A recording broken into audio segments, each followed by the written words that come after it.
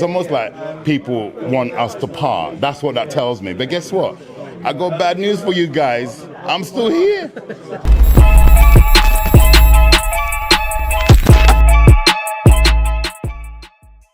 Pro boxing fans, we're here at York Hall with me. One of the best trainers in the UK, in Don Charles. Don, first of all, your latest charge in Harvey Dykes, had a massive support today in York Hall. I was downstairs watching the fight, and it seems like he seems to be a fan favourite.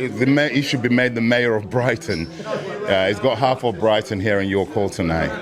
Listen, I just saw him come upstairs and he wasn't overly pleased. He said, listen, I could have done things better, but just give me your analysis on his performance. Yeah, it's his third professional fight. There's lots of work to do. Go back to the drawing board, and there's a lot of nervous energy.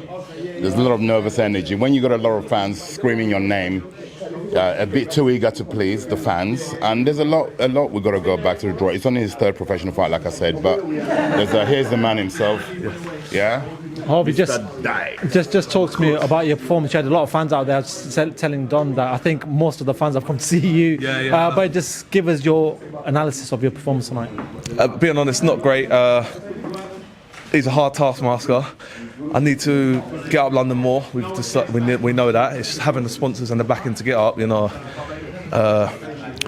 there's a lot to work on. We do it in the gym. Listen, it's his third professional fight. All I ask for him, go and get a win, okay? Yeah. From a win, then you can go back and address the things we need to address. We know what we need to address. He knows what we need to address. So basically, get a win. He didn't even share a round. He won every round cleanly, and it takes two to tango. The opponent didn't want to dance, so it makes it even more difficult when the opponent just didn't want to get involved at all. But it's up to us in cases like that to make it happen. Like I said, I can't ask anymore. He won every round. Could it be a lot tidier? Yes, it could be, and we will go to the back to the drawing board and rectify all the things that we need to rectify. Correct? 100%, coach. Right. Marvy, what do you want for the rest of this year? What's the ideal scenario for you? So Don would say, learning, being more time with Don, my other coach Luke.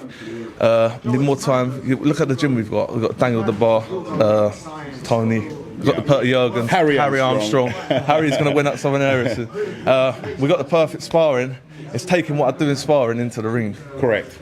And what I do with Don on the pads into the ring. Sometimes it's and Luke, where's that young man? Come here. This man's done a lot. This man does a lot of work.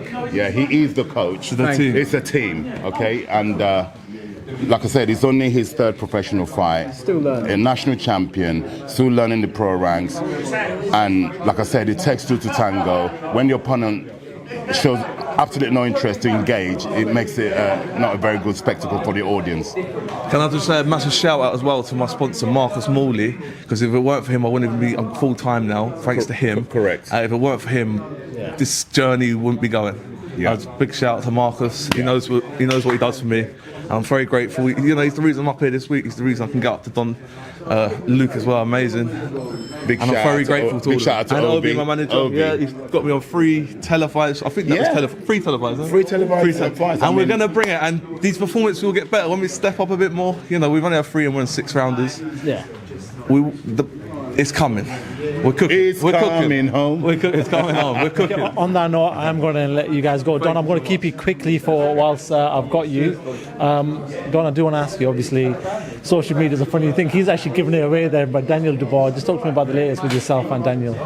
It's really strange because something was done where it's what the norm is that we have another additional member to our team, Team Dubois, Triple D team, and they posted a picture of him and the new member, Kieran Farrell, whom I've known Kieran since he was 19 years old. And, we were looking to strengthen our team, and we brought him in. He's exceptional at what he does.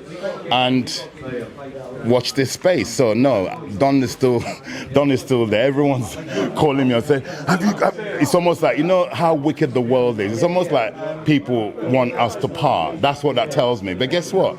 I got bad news for you guys. I'm still here. Yeah, I'm getting stronger. Daniel's getting better and stronger. So no, seriously, God is great. Like I said, you know, if you go to, I always give football analogies. You must forgive me, right? You go to a football team, right? They have loads of coaches. They have a defensive coach, goalkeeping coach, strikers coach, set pieces coach. So the manager's still the manager, correct? So come on, why should the boxing be any different? We're not the only outfit that has an additional member who will also bring something, another string to the bow. Come on, yeah, God is great. I do want to talk about Daniel. Obviously, from what we know on Monday, we're going to be hearing the announcement of his next fight against Filip Hrgović. Just want to ask you quickly, how deep is he into camp? What's the latest with Daniel right now? Has he been taken over since the last fight? Yeah, he's been taken over. That's as much as you can say, and I respect that because I know there's quite, you've got to keep it tight-lipped. Do you want to talk about another fight before I do let you go? I know you've got to shoot right now. Tyson Fury, Oleksandr Usyk. I need your thoughts on this fight before I let you go.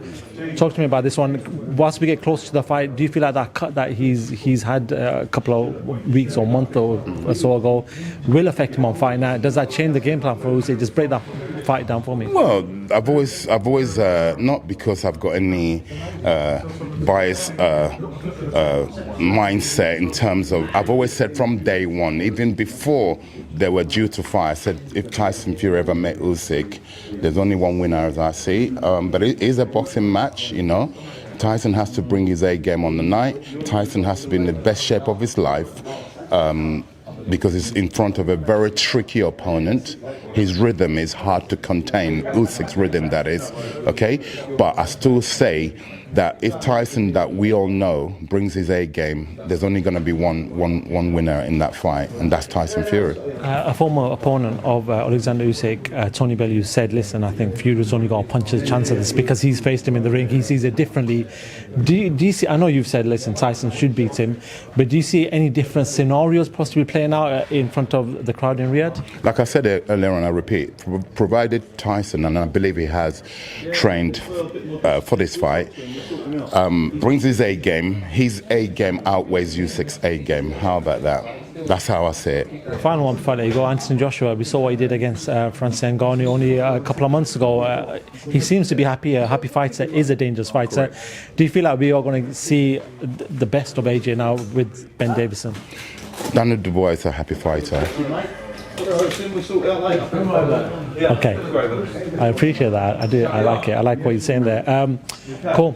Listen, Don, massive congratulations once again. Thank you. No doubt I'll see you on Monday. Most likely, God willing. God willing. Yeah. But thank you very much for always giving us your time, and we'll speak to you soon. Thank you very much.